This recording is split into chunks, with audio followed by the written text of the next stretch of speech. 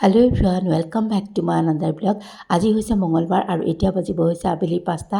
এয়া যোৱাকালি আবেলি কাপোৰ এযোৰ পিন্ধি জন্মাষ্টমীৰ কাৰণে বোলো পায়স বনাওঁগৈ। এয়া চাওকচোন, চচপেনটো উঠাই দিছোঁ, তাতে তাজা গাখীৰ 1 লিটাৰ বাকি লৈছোঁ আৰু অকণমান গৰম হোৱাত কাঢ়ি থৈছোঁ, পিছত পায়সত দৰকাৰ হ'লে দিবলৈ। আৰু এইখিনি মই এনেকৈ উতলাই আছোঁ। তাৰপাছত দি দিছোঁ উতলা হাত চাউলখিনি। বেছি চাউল দিয়া নাই, যিহেতু মোৰ গাখীৰ কম। হাতেৰে 3 মুঠিমান চাউল দিছোঁ, 3 মুঠি নহয়, অকণমান কম। আৰু তাৰপাছতে সেইখিনি চিমত থৈ লৈছোঁ প্ৰসাদখিনি ধুবলৈ। বোলো প্ৰসাদখিনি ধুই ধাই লওঁ।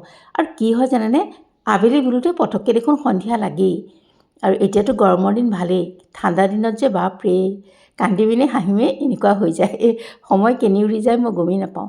তাৰপাছতে প্ৰসাদখিনি ধুই এইফালে ফল মূলখিনিও ধুই ধাই ঠিক ঠাক কৰি লৈছোঁ।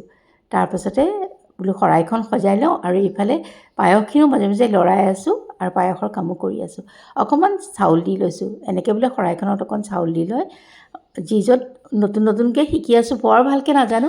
কিছুমান মাৰ পৰা, কিছুমান ইউটিউবৰ পৰা, কিছুমান কাৰোবাৰ মুখৰ পৰা, এনেকৈয়ে শিকিছোঁ আৰু যোনে যি কয় তেনেকৈয়ে নিয়মবিলাক পালন কৰি গৈ থাকোঁ।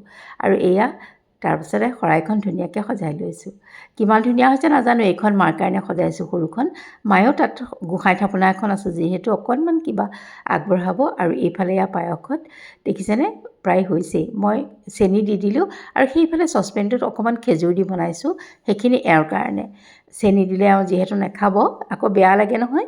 আৰু অকণমান ঘিউতে ভাজি পেলাই, অকল কিচমিচহে আছিলে, সেইখিনি দি দিছোঁ পায়সখিনিত। তাৰপাছতে এয়া চাইছোঁ, বুজ লৈছোঁ হৈছেই আৰু পায়স। একদম কিন্তু ঘামি গৈছোঁগৈ আৰু তেতিয়ালৈ। তাৰপাছত বোলো গোঁসাইখিনি আগ ধৰি ছেপাৰেট কৰি লওঁ। এনেকৈ গোঁসাইলৈ সজাই লৈছোঁ। অকণমান চুজিও আছে বাতিটোত। আৰু তাৰপাছতে এয়া অকণমান খুৰমা বনাই থৈছিলোঁ, সেইখিনিও লৈ লৈছোঁ। গোঁসাই ঘৰলৈ আহি এয়া মোৰ ৰাধা কৃষ্ণ জনা ধুৱাই লৈছোঁ। একদম এয়া ককাৰ দিনৰে, এয়া শহুৰ দেউতাৰ দেউতাকৰ দিনৰে তাৰমানে। আৰু তাৰো আগৰ হ'ব পাৰে, মায়ে সেইটোও ভালকৈ নাজানে বাৰু। ককা আহোঁতে বোলে লৈ আহিছিল লগত। আৰু এয়া চাওকচোন, ধুনীয়াকৈ মই অকণমান গংগাজল, তাৰপাছত অকণ এয়া অগৰু এনেকৈ ছটিয়াই পেলাই ধুনীয়াকৈ ধুই লৈছোঁ। বহুতে গাখীৰ দুধ ধুৱাই, মই ইমান ভালকৈ নাজানো বাৰু। তাৰপাছত অকণমান হালধীয়া বস্ত্ৰ পিন্ধাই দিছোঁ, নতুন বস্ত্ৰ। কাৰণ দুজনা যে জইন হৈ আছে, কিনিবলৈ এনেকুৱা কাপোৰ নাপায়। জইন হৈ থাকিলে, ছিংগুল হৈ থাকিলে পায় বাৰু কাপোৰ। এনেকুৱা জইন হৈ থাকিলে মই অৱশ্যে অনলাইন চোৱাও নাই।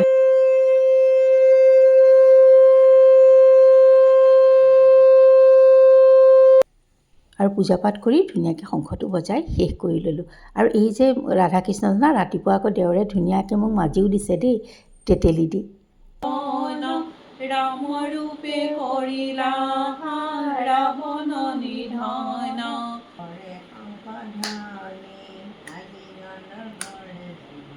আৰু যা মই মা ধুনীয়াকৈ মাৰ ওচৰতে বহি নামখিনি গাই ল'লোঁ। আৰু তাৰপাছতে এয়া বৰ ভাজিছোঁ আৰু এয়া তেলতে অকণমান যে সৰিয়হ ফুটাইছোঁ, অকণমান এয়া কঁঠালৰ গুটি সিজোৱা আছিলে, সেয়াও দি দিছোঁ।